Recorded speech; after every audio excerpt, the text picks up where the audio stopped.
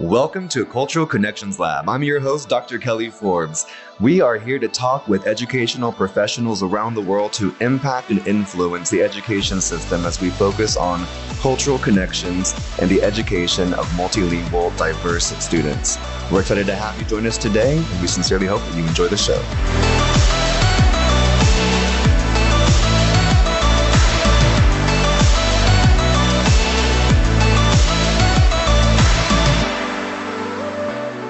Hello, listeners. Welcome back to another episode of Cultural Connections Lab with myself, your host, Dr. Kelly Forbes. I am so excited to be with you all today with a new friend of mine, Dr. Elizet Moret. She is an educational leader that advocates for the needs of culturally and linguistically diverse students and promotes access to equitable education that is centered in equity and social justice. She is the owner of Edu Lengua, an educational consulting company that serves school districts and charters across the nation. Her company focuses on the needs of emergent bilinguals, families, and their communities. Before her relaunch of Edu Lengua, Dr. Moret worked as the Director of Biliteracy and Family Engagement at Velázquez Press. She has also worked at Region 13, a Texas Education Service Center, where she oversaw the Multilingual Instruction and Learning Support Team, the Migrant Education Program, and served as the region's contact for Title III. Elizet has worked at the Texas Education Agency, where she took on the Commissioner's Initiative for Dual Language Immersion Programming and has developed the initial Dual Language Immersion implementation rubrics. Additionally, she collaborated in guiding the revisions and approval of Chapter 89, Subchapter BB Commissioner's Rules concerning the state plan for educating emergent bilinguals. Dr. Moret also led the development of some of the biliteracy modules that have been integrated by TEA, the Texas Education Agency, as part of the state's bilingual reading academies. At the national level, Dr. Moret has been a contributing author for Drs. Wayne Thomas and Virginia Collier's book, Transforming Secondary Education, Middle and High School Dual Language Programs, and has also served as a national bilingual consultant for the Center for Applied Linguistics. Dr. Elizet Moret has a bachelor's in, Spanish, a master's degree in education with a focus on bilingual bicultural studies from Texas State University, and a doctorate degree in educational leadership from Lamar University. Welcome, Dr. Elizet Moret. How are you doing? Very good, thank you. That was very long, but I was thinking, I was like, oh wow, yes, I have done all of that, huh? Yes, no, thank you so much for having me on today. I'm very excited to be here. And so, yeah, ask away. How are we going to be running this today? Yeah, well, I'm just so excited to have you here on Cultural Connections Lab. It's really a great space for us to share our advocacy and our allyship for all of our multilingual and diverse learners that we have, whether it be geographically, linguistically, with their backgrounds, but just trying to really talk to our listeners, work with our listeners, and providing them access to ways that we can better encompass what needs to be happening for our diverse students and for their learning, and also for our teachers and our administrators that care so deeply about providing this equitable education for all of our students. So just go ahead, and if you don't mind, just share a little bit about your journey of getting to where you were. I was kind of LinkedIn stalking you a little bit, going through and reading the past jobs that you've had, and we have a lot of similar experiences in our educational profession, as well as I believe in our overall passion for bilingual and multilingual education. So how did you get to where you are today?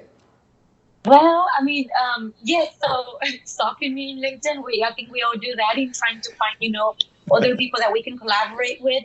I also, it reminds me that I really need to go back and update it a little bit, but I'll get to that hopefully here pretty soon. In regard to the journey, yes, so it has been a long journey. Sometimes, obviously, we forget that we've been doing this for quite some time. I was just asked this question actually a few days ago. I was at a Translanguage Institute that we did actually in collaboration with other organizations as well at the national level. I think it was very much needed. But it made me think, because that was the question they asked, was how long have you been in this? And so in counting, it's around 18 to 19 years now, which I feel that, man, they have passed really fast, to be honest. And I think that when you're having fun, time just flies. I think you mentioned a key word that many times we say it so often, but we truly have meaning behind that, which that is passion. So I think it's passion what has actually given me the blessing, the opportunity to continue the work that I started honestly as a pre-K teacher. I was actually back in the day. This is how it started. Not knowing that I was going to end up in the educational field. I was actually, when I went to university, I went for Spanish literature and mass communications. Actually, mass communications being the main major. I was very intrigued, obviously, with TV, radio. That's really what I wanted to do. Not knowing that when I graduated from high school, I actually got an audition and got the part per se to be the reporter, co-reporter for a show that was called Dale Ganas in the Metroplex area in Dallas. Okay. And so it was for Univision. And so that's actually not knowing how my journey started in education. So just interviewing professors, financial aid counselors on how we could help families and students to get a better education per se, or just to find out where to start. And so it kind of like got me very interested in the educational field, not knowing that that's where really I was going to end up. So from there, having come to Austin, obviously for university or close to Austin, I went to Southwest Texas when Southwest Texas still existed with that name. And no, I did not go there to party as everybody else. Not even once? Quizá, maybe. Parties are all around you, right, when you're in that age. But yes, no, I came because of mass communication, and I follow my friends actually to San Marcos. It's right outside of Austin. I had the opportunity to also have gone to UT. I love UT. It's in my heart. But obviously, just at the time, following my friends and being with my friends in a university where all of us, we're going together. But then actually graduating, I went into a little bit of business. I went abroad for a little bit, came back and went into law, believe it or not. But working in law at the state level, I met one of the lawyers that I was working with. It's like, Elizet, there's so much need for bilingual teachers out there. I'm not trying to discourage you from going into law school. What I'm saying is that everything you have done, everything that you helped me with, you should consider to become a teacher. And so honestly, it was like the universe was like conspiring for me to be like, go use your energy into teaching. And so that's how I ended up. Like, obviously, I went through getting the certifications I needed, passing the test and all of that. But within like less than a year, I was in the classroom. And I had an amazing mentor, Daniel Reina, which is actually, he already retired from the profession. But absolutely amazing mentor amongst other mentors. I know a lot of people actually knows Dr. Jose Medina. I just call him compadre. He was actually my AB. He used to come and sit in the classroom. And I think that that's something we share. We share the passion for teaching, the passion for how do we move students along, right? And so he's another one of my really good compadres. We call them a compadre because of also him and Tony have always been there in many things in my life in regard to education and my personal life with Sophia, my daughter, that is a dual language student herself.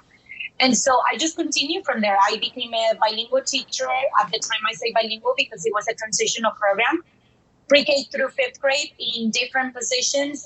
Got to look with my students. I truly believe that when you get that opportunity, you truly see how much growth your students make. I got to look with them for 3 years, from second grade to fourth grade. And not only that, but to see the change into dual language as well. Because it's kind of like changing a switch per se when you go from transitional program to dual language, to truly believe in the research that is out there by Dr. especially longitudinal research from Dr. Thomas and Dr. Virginia Collier, right? In truly not just believing in it, but living in the research, really seeing the application of it and the outcomes that it can have in students, especially when I look with them. So I fell in love with all of that. Obviously, I continued my journey, having, again, having had a mentor like Medina, it really pushes you to come out of your comfort zone. And so I had the blessing and opportunity to continue to grow with him. Him on his side, obviously, after had left the district, I went into leadership coordinator, director. We were actually directors of different school districts at the same time. So we got to collaborate a lot. Then he went for Center for Applied Linguistics, and I became one of the consultants for them, contracting work with them in growing what we were doing in regard to dual language at the national level. So from there, I think just other doors kept opening, right, as being a contributing author with Dr. Thomas and Collier in the secondary side of dual language. Then again, coming back to my own state because I was consulting at the national level at the time for personal things, wanting to be here for Sophia, my daughter, as well, as she was growing and seeing how much growth she was having as a participant, in a dual language program. Then I had the opportunity to work with the state. And at the time, our commissioner had a big vision in regard to dual language programming, which it continues to be actually, and it continues to grow. That team is a phenomenal team that continues to put a lot of resources out there for our state. And so at the time we were creating, I collaborated obviously with people in the team, but in creating what it is, a dual language rubric for our state. What is something that is not more of a I got you in a sense, but a support tool for districts to know whether they're on the right track. So it's not about am I doing it right? Am I on the right track with what fits and works for my students? Because every community is different. And so then from there I went to the regional, like you mentioned. To the region, I stayed almost 4 years, where I had 3 departments: Title III, the migrant, and the bilingual ESL department. But as you can imagine, we have so many students that are dual coded that invest in sort of the 3 programs support each other, like meaning the families and the students. And then at the time, I actually wanted to go back to my consulting that I used to have in the past. But then I had the opportunity also to work with Alaska Express, which they have an amazing mission in regard to supporting as well a lot of our communities. I always say and truly believe, like I have talked to many of our colleagues out there, I don't think that, yes, at the end of the day, it's business, but we're all collaborate together. Mm-hmm. We only get stronger together because at the end of the day, as you mentioned, we have a passion to what we do and for who we're doing this for, right? So I really love to be able to continue that collaboration with everybody. Wow, that is an incredible journey. Tengo que decir que tengo ceros, pero ceros de bueno, all right? Like, I'm a little jealous. I have good jealousy because I also know Dr. Jose Medina, por casualidad, and that I met him in Bangkok, Thailand, whenever he went there for Ear Coast International Conference, and I was living in Bangkok, Thailand as an international teacher, enseñando español, teaching Spanish. Anyhow, my partner Chris won the guiding principles for dual language education while we were in his session. And so I quickly stole the book from him and I kept it for myself and then shared it back with him afterwards. But that's so fun though. But I also follow Dr. Jose Medina and Tony and Nico, as they're doing all their great things right now across the globe, and it's so encouraging. But it's true. It's that passion and that desire to cause some desmadre in the name of justice. You know what I mean? Exactly. Like really, doing what we need to be doing for our students, though. But I'm sure that through that journey, so for myself, I was never going to be an educator. I was going to be a dancing bilingual veterinarian. Any of the listeners that are keeping up with this, yes, they know. And so, but that was going to be my goal, was going to just be this dancer. And I worked on a cruise ship as a performer on Royal Caribbean Cruise Line, and came back and then got into substitute teaching permanently for a Spanish teacher that had left. And so I was just going to be there for a semester. And then all of a sudden, boom, I just fell in love with education. And so I had got my degree in Spanish. Then I got my master's in bilingual education in TESOL, and then just got my doctoral, in educational leadership and administration. And so, and my focus, my focus was the dual language impact, the role that cultural proficiency can play in supporting all students. And so, but the cool part is that from all of my past into here, it really prepared me for cultural connections, to be able to have a different mindset, especially working on a cruise ship where you have multitudes of different countries represented, and in that environment, you're just able to learn so much. And I know that those connections have really helped me in my academic career, in my in my own self education. What are some of the connections though that were outside of education that now you implement those connections, that those cultural experiences that you now have in the field of education? Mhm. Yes, so actually, we were just talking about this as I was mentioning. We were at the Translanguage Institute. It was the first one ever that we have put together, and so we hope to continue that. And I say that because it truly, well, obviously, I continue to read the research and work on it myself because it's a personal journey as well. And so when you're talking about how do I connect those two worlds or how it came to be, it truly puts it into perspective. As I was sitting in the conference this last 2 days, and obviously I was part of the planning committee, so then we would debrief about how the audience was perceiving and grasping all of this, and it truly made what I had already thought about it in regard to identity. It truly gave me even more of a aha moment per se. Let's not make it that difficult. An aha moment where you come to realize that everything that you thought you were doing wrong growing up, it was kind of like a flip and an affirmation that it was okay to be who you are and who you're been. Even though Yes. we kind of already, because of research again, kind of already getting there, it was more of a personal connection. And let me give you an example in regard to that. I grew up uh, thinking that using Spanglish or changing from one language to another was the wrong thing to do, right? I mean, I remember growing up and my dad saying, Elizet, háblame todo en inglés o dímelo todo en español, but don't be mixing the languages. And so even at home, it was something that it was perceived as you're not supposed to do that. Mhm. And so we have this translanguaging corriente that we've been talking about. And Yeah. I know for a couple of years it has been, in a sense, kind of misunderstood. But when you take it down to identity, the research side, what I do for a living, what I love to do on the educational side, it's truly who I am. It truly portrays the experiences that I have had myself. Now knowing that if there was something that I could change going back, if I was back in the classroom, going back and being in the classroom, would be exactly that. That many times our teachers obviously are given the theory, are giving to some extent, obviously, the methodology on how to do things, but then we lose ourselves in knowing that what we are Mhm. it's the reflection of our students, and how can we support that growth.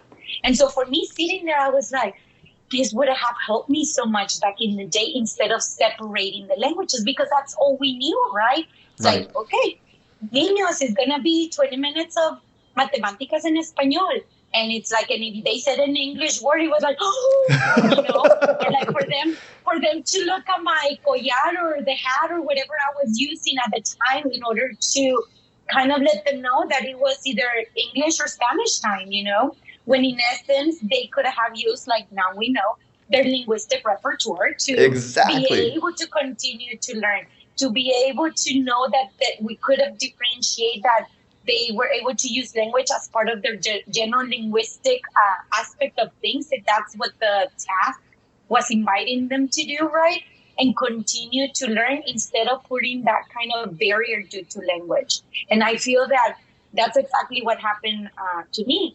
I was sharing this with Dr. Tribble the other day when we were talking about coming on the podcast, that when I came back, so my story is a little bit different. And I say different because my dad did the opposite. My whole family lives in Dallas, mom and dad side. And so when I was born in Dallas, even though a lot of people say, where are you from? And I'm like, Dallas, where are you from? No, I'm still from Dallas. I don't know what answer you're looking for. And I'm like, my mom's stomach. I don't know what else to tell you. I believe it's because of my accent, and I get it now. Where in the past it used to bother me, it doesn't bother me anymore.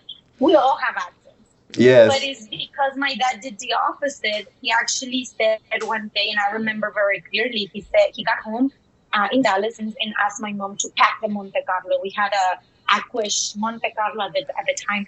Like, fit anything that can fit in the Monte Carlo goes. Everything else stays. And I was like, what? And I remember, I was 5, but I remember we moved to Mexico and we traveled everywhere in Mexico. He had like 3 or 4 cousins that I've never really met in my life. And so we traveled throughout Mexico and he decided to open a business in Monterrey in the north. But he did it thinking, and I mean, up to this day, I say, Papi, muchísimas gracias for doing that, for taking the risk and for taking the, how would you say, la valentía to actually Mm-hmm. leave the family and go, right? But he did it for 3 things because he wanted to make sure that my sister and I learned the language, the traditions, and that we could then decide identity-wise who we were and where we wanted to be, either in Mexico or the U.S. To be able to communicate with my grandparents was a huge thing, right? And so up to this day, I appreciate that he did that. What I didn't know, even though I came back every summer for the holidays and obviously in Christmas and New Year's for the holidays to be with the family, is that when I came back, I didn't know that the educational system was different in that sense, that I was treated as a newcomer, even though this was my country, if we can put it in that context. Wow. So Mm-hmm. I have lived through what our students essentially obviously go through.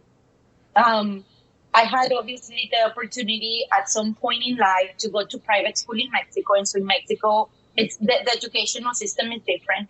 And then to also attend public school in Mexico. And so when I came back, just to give you an example of where this hits home for me, is that in Mexico, I was about to go into trigonometry in high school. But when I came back, I was looked at for what I looked like, basically, Mm. what my English sounded like. And so what that created is that I was a newcomer, not tested, and put into Algebra 1A. Not even Algebra 1A. And so going back to your question, to kind of like all of this goes back to that, is that many times we look at students and we're not even looking at either or maybe just one thing, content and language, right? Or content or language in this case. Because the content, I had it. The language, yes, I was able to defend myself still because, again, I was coming back and forth. But there were words that obviously, or it would take me a little bit more time to kind of process it and then be able to put it out in English. So the language for my teachers or the educators at the time, um, they didn't see beyond that. And they didn't see beyond the content that I actually knew. And so that's something that I feel that going back to the whole thing of translanguaging and everything, opens the doors for our students to actually show both language and content at the same time, to be able to complete a task. But then we also have what we call like the language specific performance, right? That's where then we get to decide and support the student in that transformation or that performance in this case of the task, of being able to then produce it in the one language that we're asking them to show the standards or the mastering of things. So I feel that education has evolved and should continue to evolve, but there's still a lot of things that we need to work on. But this is what makes it really nice that all of us are working on this together. So I truly believe that we can continue to make a change. I really appreciate you reminding all of us listening right now about how your identity is so important in everything that you do, and how people's identities and their authentic selves should be celebrated and really valued in the educational setting. It helps so much to understand where students are coming from, who they are, their culture, their traditions, and how to leverage that in such a way to have a more inclusive environment in our classrooms and in our education system, as a part to what we traditionally know as the pull-out system, where, which to me, and I'll just say it, it feels a whole lot like educational segregation in such a way, if you're going to keep segregating all of the students, although the intent is really kind of formed by policy, which therefore affects practice. But if we as educators don't have the full understanding on how to teach a dynamic, incredible student such as yourself at that time that brought so much to the table from two different countries, a bicultural world, biliterate, bilingual, and using that entire linguistic repertoire to really help that cognitive process for your academic goals while maintaining and adding on another language. I mean, that's what opportunities we need to have for all students. Exactly. Yeah. I so a little surprise. I own this book that you co-authored.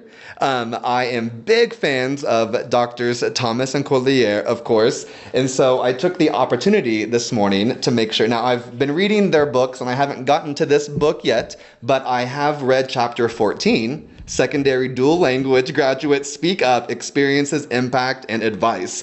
And so whenever I was reading that, first of all, thank you for your contribution to this. I feel like because it really is all of us working together. And if it weren't for people like you taking the time to do this, people like me wouldn't have this to read and to be able to learn from and continue what we're doing. So I'm currently working with school districts, and I'll do a shameless plug, Kelly B's Consulting. And so, but I'm working with school districts and one in particular, and we're implementing dual language programs because we understand that. And so we've been, really able to work with cabinet level members and teachers and administrators and families, and we're seeing great changes already in just what we're doing in our sheltered instruction and dual language education practices. But now next year we're going to get to start that dual language programming, and I'm really excited about it. And rarely do you work in a district where the superintendent is having conversations with you about wanting to do this and understanding more what this process is and looks like.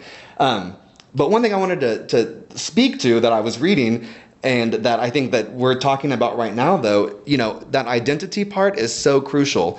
But what I also was reading in here is that what the students, whenever you interviewed students to get their perspective, and so listeners, just so you know, the students that were interviewed for this had already graduated high school, and they waited 1 year after their graduation to start doing any of these interviews. So these are students that went through pre-K through 12 dual language programming and were able to give feedback from their point of view, which I think is something that we often don't do, is get the student's perspective. And I love that it was even spoken to, and here we get teachers and administrators' perspectives of students in dual language programming, but rarely do we get the dual language students' perspective.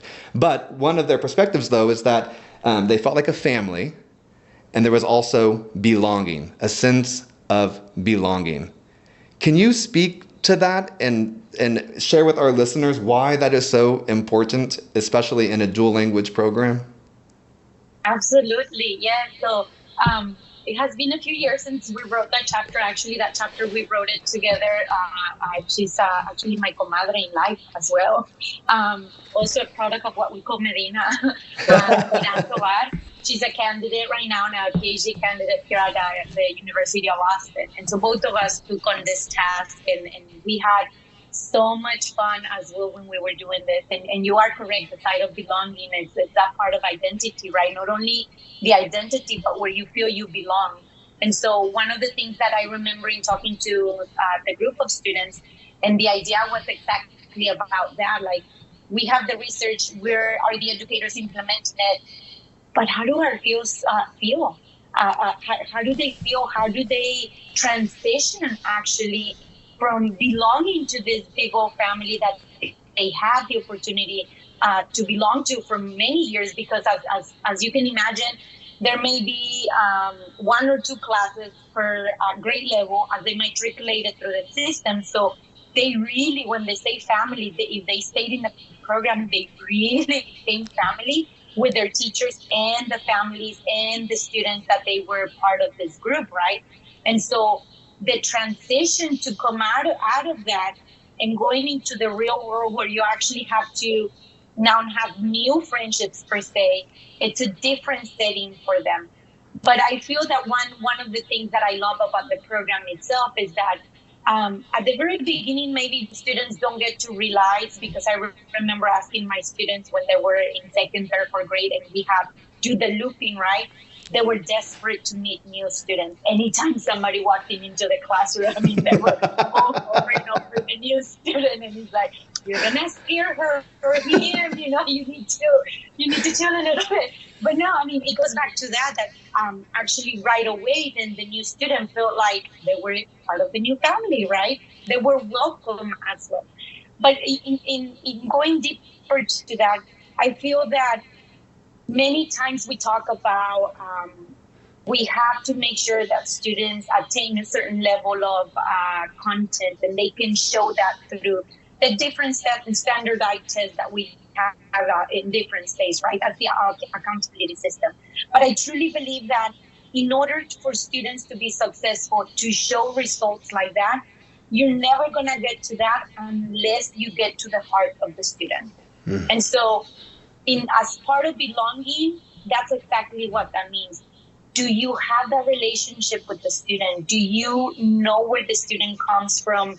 The family side, what's going on at home? And that doesn't mean like, bichismoso chismosa and wanting to find out everything that is going on at home, but it's truly knowing the student, the feelings, the sentiment, what they bring in. We were just talking to the Cordova sisters. If I say this because I didn't know who the Cordova sisters, and I own it, who they were. Look them up. They were part of Dr. Susana Ibarra's Johnson presentation this last week, and they actually showed up in person.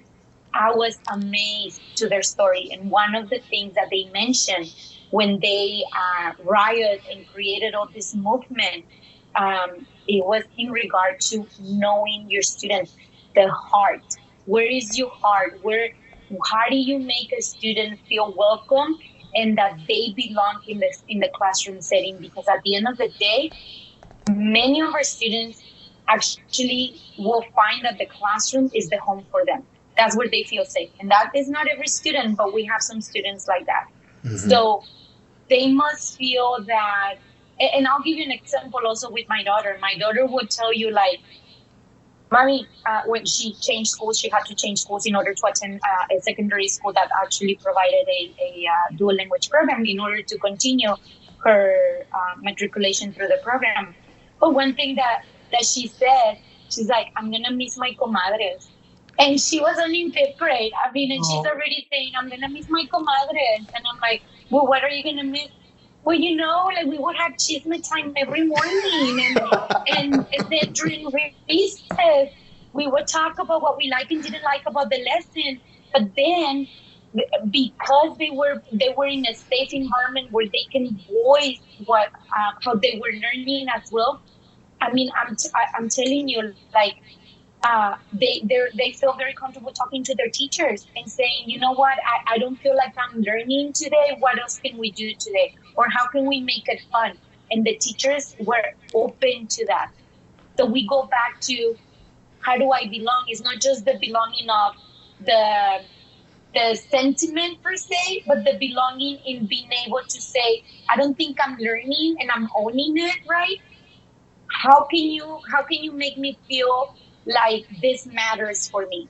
So kind of flipping it as well, that the student feels that they take ownership to some extent of the instruction that is happening, but that they make it feel like it's coming home with me. I can take this because I feel in a safe space.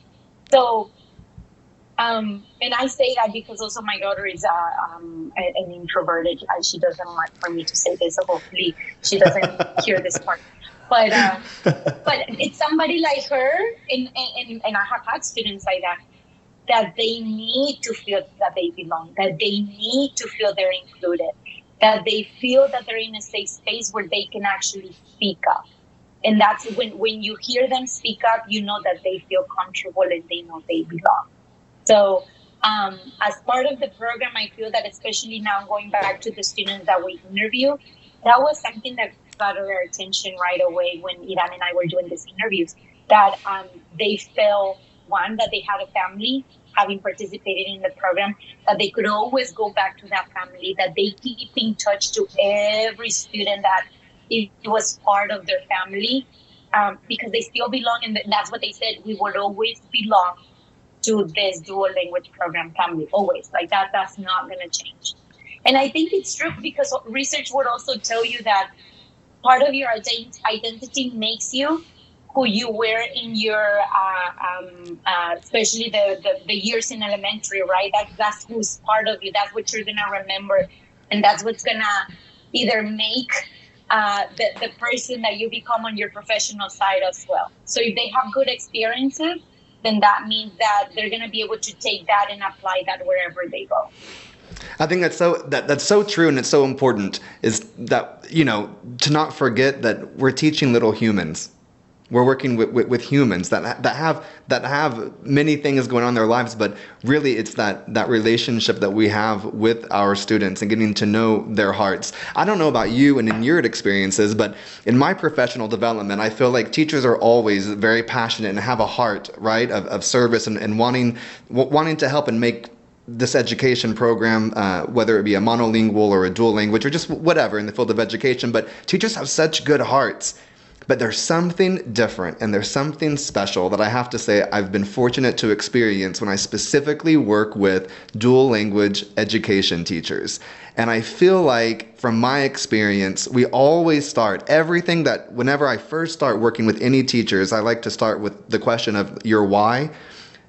But the answers that you hear among dual language education teachers participating in a dual language education program, what's your why? Because I feel like that's so important. And so starting off getting to know just them and their hearts and where they are in this, but it's those teachers because they've had their own experiences as the ESL student, or they were pulled out, or I worked with one teacher before, and she said that, her, who's now husband, when they were high school sweethearts, and he was put on this track from the counselor, and again, great intentions, right? But the counselor, because of him being a native English speaker and white, she felt like he was given this trajectory for college that she was given a different trajectory and was like, well, you'd be probably best suited for a community college.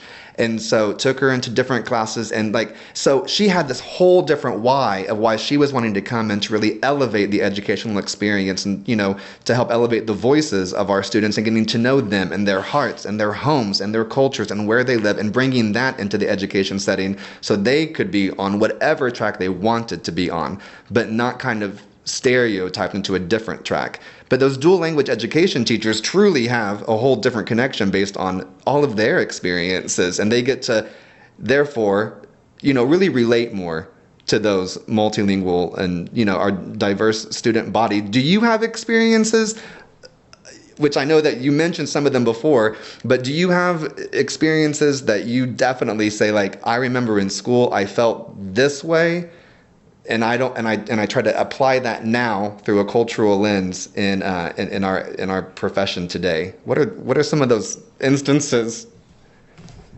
It's so interesting to me. I feel that I had kind of like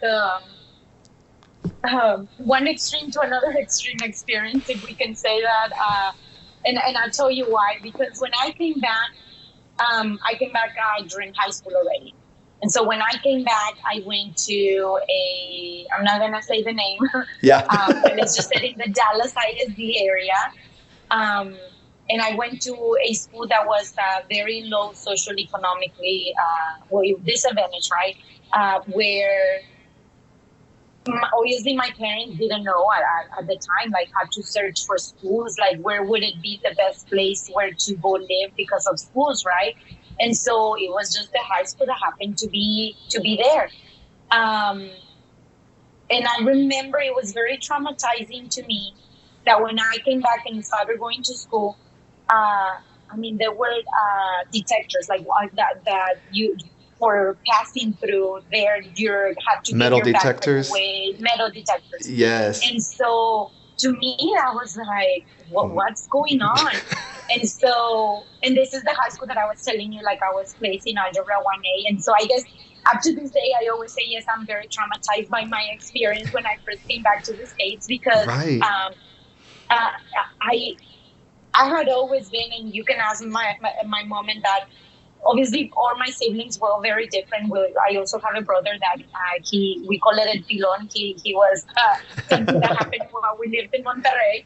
So, but when we came back, that's what happened. Like, it was very different for me, and so I was very focused. I was a student that I love to, and up to this day, I love to learn. I love to study. So I made it through. Let's put it that way. I made it through.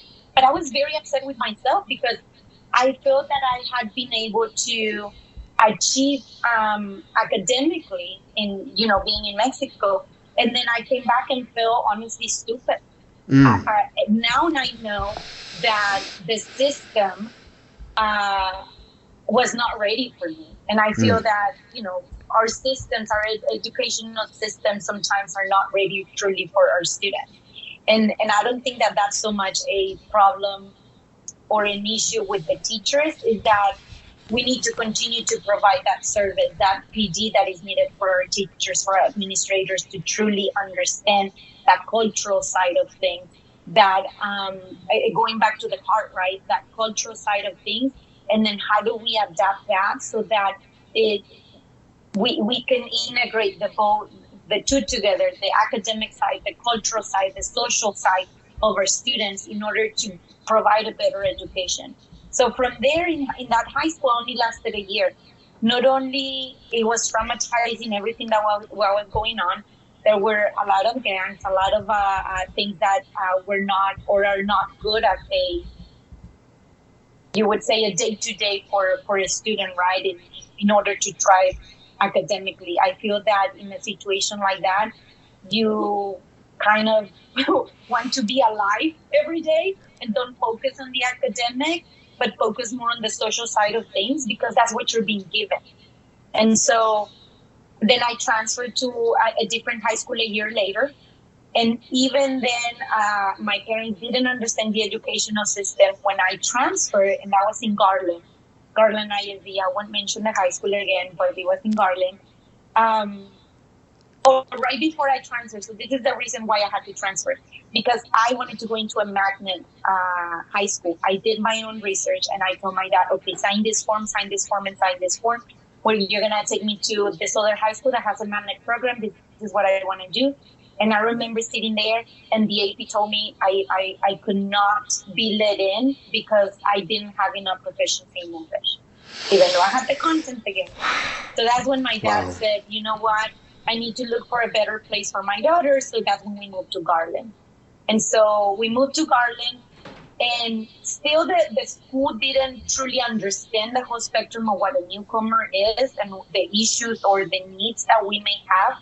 But the school, at least actually in this case, they gave me my grade back that I had lost in Dallas, meaning that when I came back, obviously I was supposed to go into 10th grade because the educational system is different in Mexico, right, in that regard. You finish secondary, and that's 9th grade essentially. But when you come over here, 9th grade is the first year of high school. But I had already done that. And I was actually in the top of my class in Mexico. So I'm like, I'm not understanding. Right. So... yeah, so then I go to Garland. They give me the grade back. So I was the 10th grader only for 2 weeks, and I became an 11th grader. The difference was that while they still didn't understand everything about me, the difference was that they understood that I had the content, and they were going to try their hardest for me to get at that level of proficiency that I could actually contribute what I knew that they thought I knew, right? But at least they believed in that, and they put a lot of heart to it. I very vividly remember, and I hardly ever tell this story, but I was into every AP class you can think of. I had my dad by 11th grade sign me out of ESL because I was like, I understand it, and I'm getting so frustrated because I know I can do more. So then I signed up for every AP class that you can think of. And I remember I was not doing well in my AP history class. And that was because he had a lot of writing and being a productive skill. But that's now, and I know as an educator that, at the time I didn't know. I'm like, I understand everything. I can kind of get by and tell you what I understand. But when you give me a reading test and that I have to write an essay. Well, I'm not going to be able to show what I know. But this one teacher, Miss Kelly, knew that. And so that's when I gained my confidence again as a student, that a teacher believed in me. And even though I was not doing well in her class, I remember up to this day that I made student of the month for this whole school Wow. because of what she wrote about me. That's the moment that everything changed for me and made me realize, you know what, I can do this. I can truly do this, because if I have a teacher like her that believes that I have the content, I'll be able to show this. And so from there, the rest is history. The registrar, Ms. Nolan, that up to this day I'm very thankful to her, is the one that pushed me to the counselor's office to find out about, universities and where to apply for scholarships and things like that. But I think that again, the educational system is it's what we need to continue to change for sure. And I'm sorry, I think I got sidetracked with the next No, question that you no, not had. at all. No, you're saying exactly what you need to be saying. Someone out there listening is hearing exactly what needs to be heard, and so I'm thankful that you're just sharing all of this. I think about in my experiences whenever I've worked with emergent bilingual and multilingual students. I worked in a middle school one time where an eighth grader came in, a newcomer from Mexico, and I was the instructional coach, and so I was giving them the reading test that they have, their norm reference test, and so they gave it in English, and I would always advocate I really want to give it in Spanish as well, because that's going to give us so much more information of where they are. And so of course in English he was like at a first grade level, and then in Spanish he was at a university level.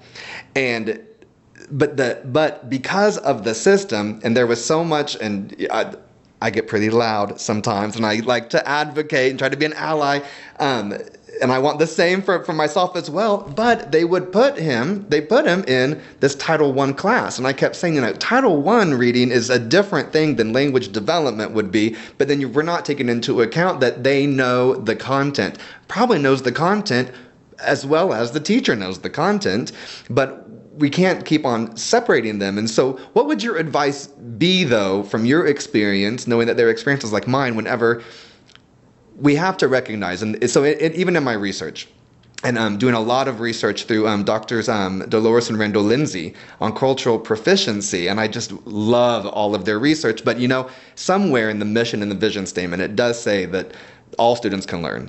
Typically in a district, somewhere it says all students can learn. But the question, and they pose this question, but can all teachers teach all students?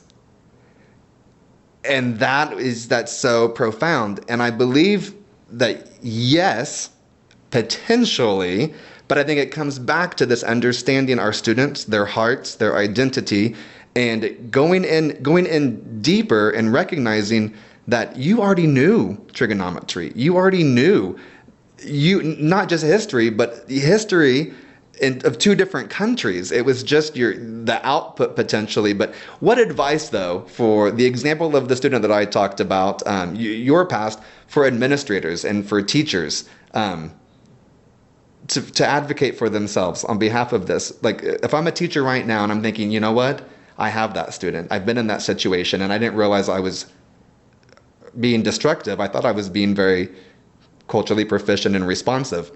What would your advice be to them? I think we even use the term facilitator. Let the students become the facilitators. But are we truly doing that? Are we truly listening to our students and us become the learner per se? Like the teacher becoming the learner as well. I always say I'm a learner. Anytime I present anything or in front of like doing a presentation, speaking as a featured speaker or it's always like I come in and I say I am not leaving here until I learn something new today. It doesn't matter what it is. So I feel that many times we think that it's the teacher at the top and then the student at the bottom, us teaching them, when in essence we should be open to learning from them. Mm-hmm. And when I say that, it's something as simple as that kind of clicked to me when I was a bilingual teacher. I was teaching fourth grade, and by then it was already dual language instruction in the classroom. And I remember teaching Texas history. As you can imagine, in Texas, I mean, if we just say Alamo in Texas, it's like, whoa, everybody knows what the Alamo is, right? And that's part of our Texas history. And so I remember that in looking at the curriculum that I needed to teach, it didn't align with my students. It didn't align with me as it is. So that's an example right there. So then I advocated, and I say that Medina was actually at the time at the campus, and I said I advocated at the district level, saying I cannot teach this the way it is. Do we need to know our students, and we need to ask them? And what I mean by that is that even our teeth say very specifically, you have to teach the student about John Navarro, per se, and just names that can come up, like very specific people. But you're only looking at it through the lens that you know. So in this case, the teacher, right? You're not looking at it through the lens of what the student or his family may know. So for me, it was like, just to give you an example, Santa Ana is treated as a dictator. That's what it's called in our in the books and anything. And I'm talking like years ago when I was in the classroom. And I remember very vividly taking my students to the museum here for Texas history. And we were like, dictator. I mean, he was bad. He sold, part of Mexico to save his life.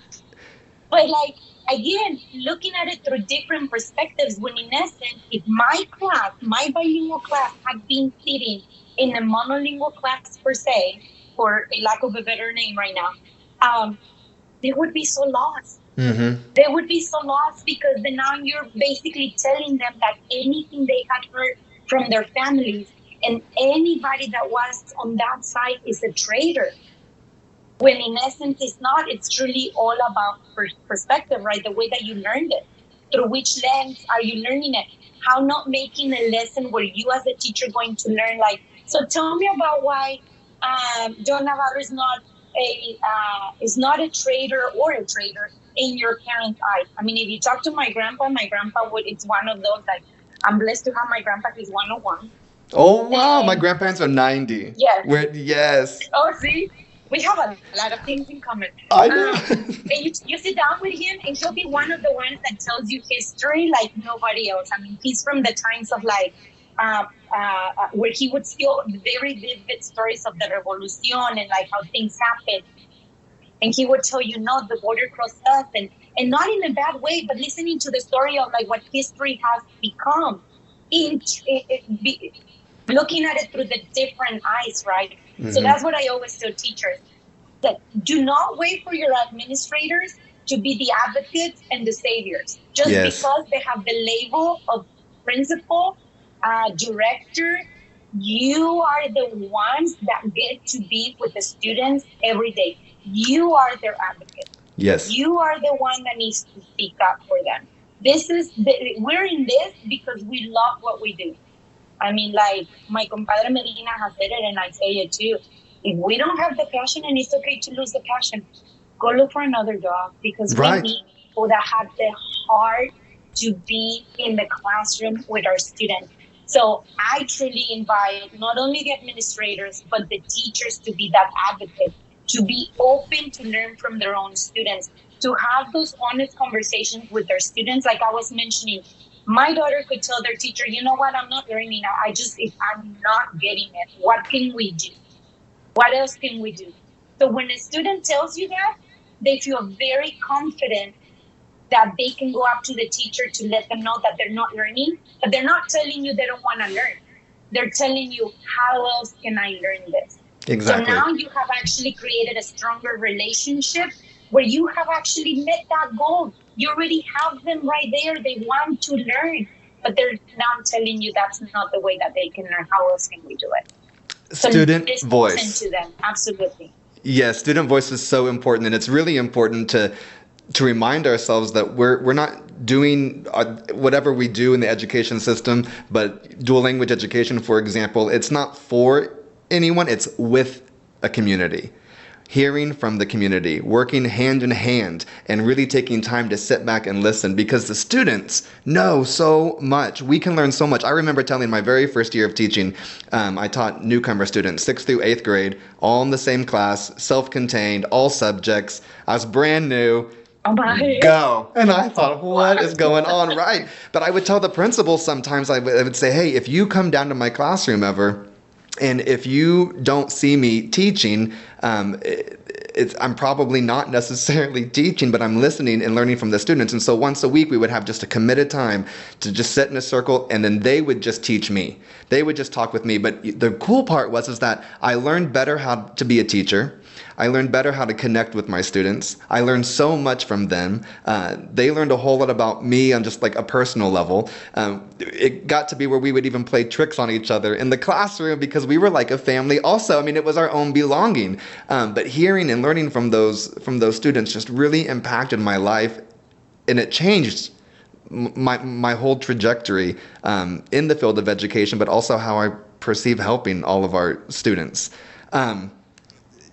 Just what you're talking about is so important. And so yes, just to emphasize the fact that teachers out there listening, I mean administrators as well, but teachers, don't wait for the leadership, because you're the ones with boots on the ground. You are in the classroom. You are right there with those students. And not only to be an advocate, but really getting on that continuum of cultural proficiency all the way to that culturally proficient side of being an ally, and really trying to find out ways to not only enhance the curriculum opportunities and the teaching opportunities, but the social justice opportunities for our students, and to elevate those voices. I appreciate you saying that. I would love for you to take a minute also in this to brag about yourself and about Edu Lengua, and how our listeners, though, could also find you, reach out to you, contact you, and utilize your services.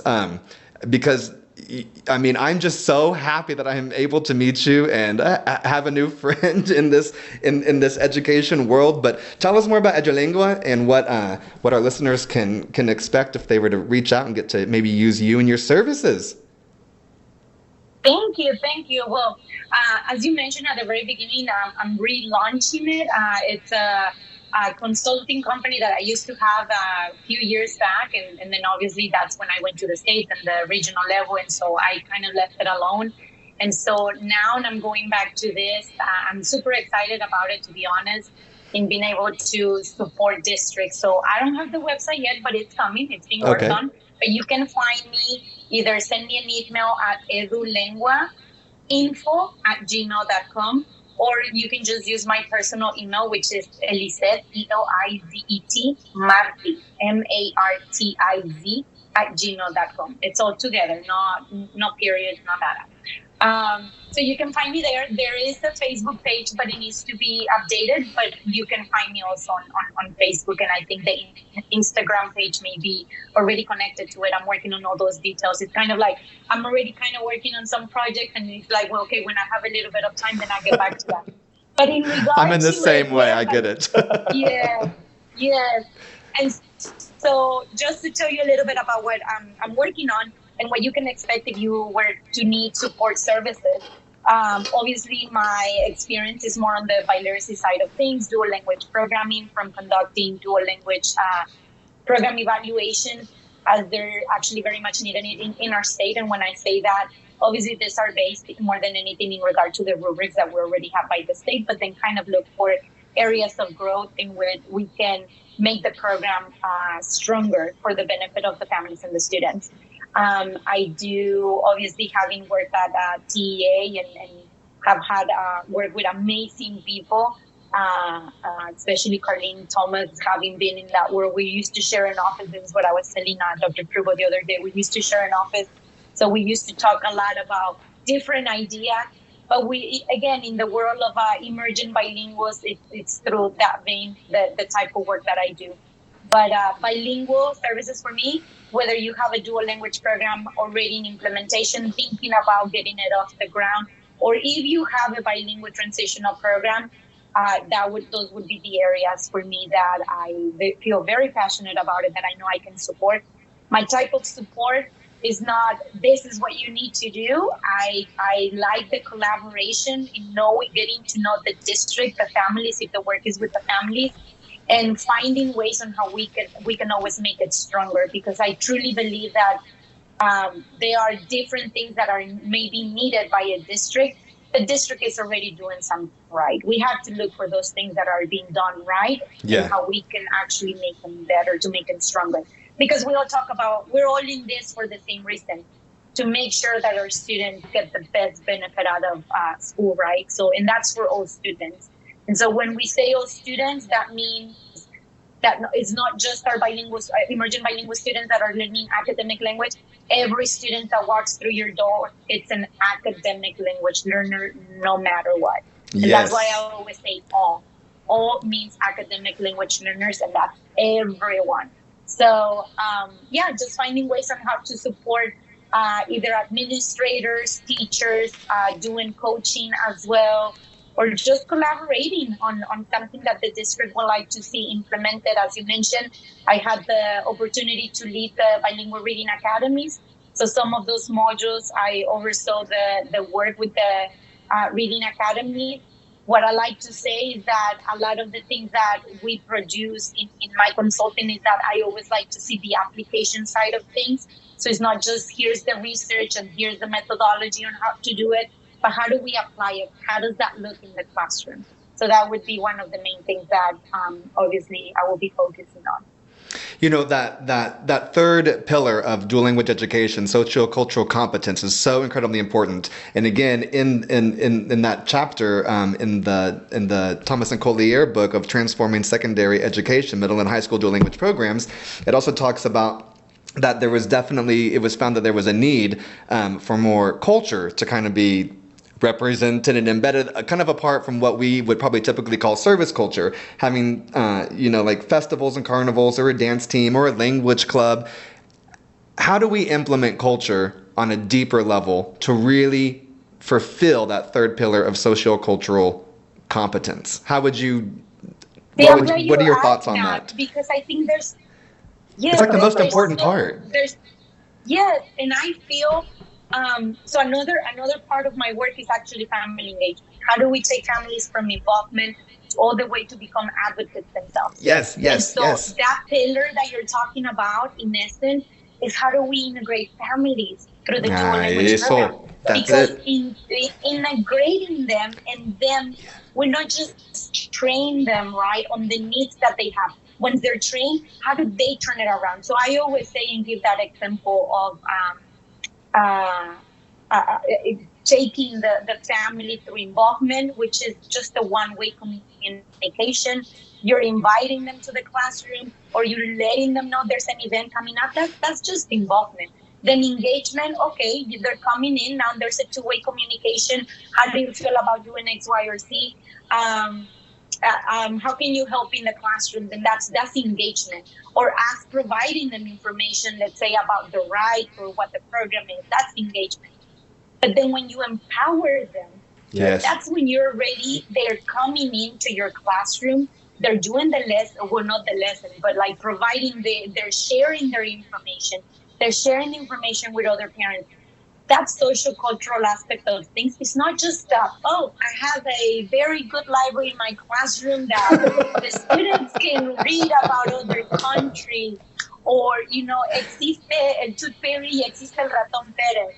Well, yes, but how do we connect that? And so I feel that families are very important in that connection of the social cultural side of things. How do we make sure that once they become advocates, we integrate them into the program itself? So I truly believe that one of the things that I continue to work myself, because I'm also a parent as well, um, it's that part that is not, we shouldn't leave it just on the teachers. We as parents should be looking for those opportunities y nos va a dar vergüenza y nos vamos a llenar de pena, and we're gonna get nervous and all of that. Pero no But we need to importa. do it. You Sí, have pero to no feel importa. uncomfortable. That being uncomfortable and being so vulnerable, that's where you get courage. Yes, yes. So I truly believe that if not only, if we look beyond of the having the books, which having the books is a big thing, right? For our lessons and everything, but in looking a little bit more deeper or beyond that is integrating the family. It's only supporting what we're doing. Yes. because once we integrate it, they're the ones that are also sharing their experiences with the whole class. That's the social cultural competence side of things that we need more in the classrooms as well. And I would even remind teachers and administrators and district leaders that the education system has sometimes been a place of oppression for our parents that have their students in these schools. So just to take that into consideration and try to find ways to ensure that they're coming back to a place where they're not getting hit on the hand with a ruler, like has happened, for example, unfortunately, so many times, but they're coming into a place where they're really being respected and elevated. And so I just really appreciate you talking about that. Just for my kind of last question, you have the experience that is so unique, but yet parts of your past and your life experiences can be connected and comparable to other people can share in your experiences as well. Whenever you think about the bravery of your father and the foresight that he had and your family support and you just getting to grow up in this awesome bicultural, multicultural kind of a whole different life that a lot of people, like myself, for example, I didn't get to grow up that way. I was able to learn Spanish through a whole different, pathway and become, bicultural and bilingual, biliterate myself, but it's a very different way. Whenever you consider everything that you've learned from the beginning all the way until now, what would you say to your 3, 4, 5-year-old self today, looking back to then? You're gonna have an awesome life. You better get ready because as this little shy little girl, when I was that age, you just made me think of like I can see myself actually sitting there reading a book. If my dad would say, Elizet, siéntate ahí and just, read a book, I would do it. I was scared of my dad at the time. Perdón, papá. I didn't know. Sí, perdón, papi. I didn't know I was going to turn out to be the way that I am today. And I say that like advocating for myself. I didn't know that actually what the word advocate was until I was already in my professional side of things, believe it or not.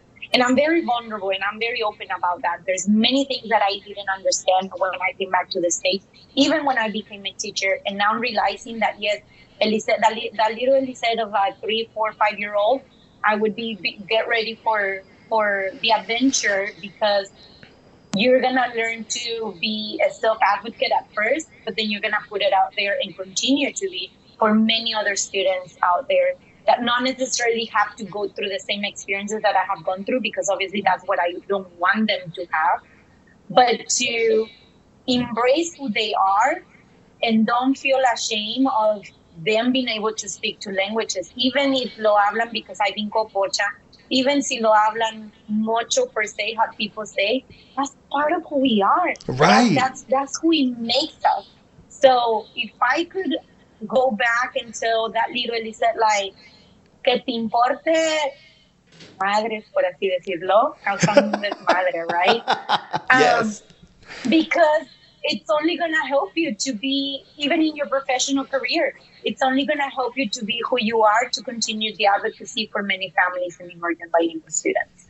I think that's so important for everyone to hear, and I just appreciate your openness and your vulnerability to share this. You're really changing lives in what you're doing, and that's so important, and it's such a special thing that you do, and I just really do appreciate you. And to all of the listeners, and especially teachers and educators out there, just remember that you have the next Dr. Moret in your classroom right now, and we all have accents and we all have knowledge and we all have all of this. And so let's celebrate that, celebrate the identities and the cultures and the traditions, and celebrate the hearts of our students. Is there anything else that you would like to leave us with today?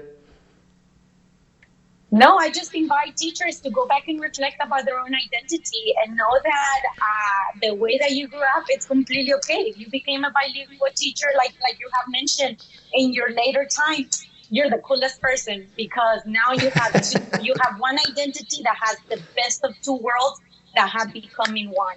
And so I truly, truly appreciate all the work that everybody's doing to continue.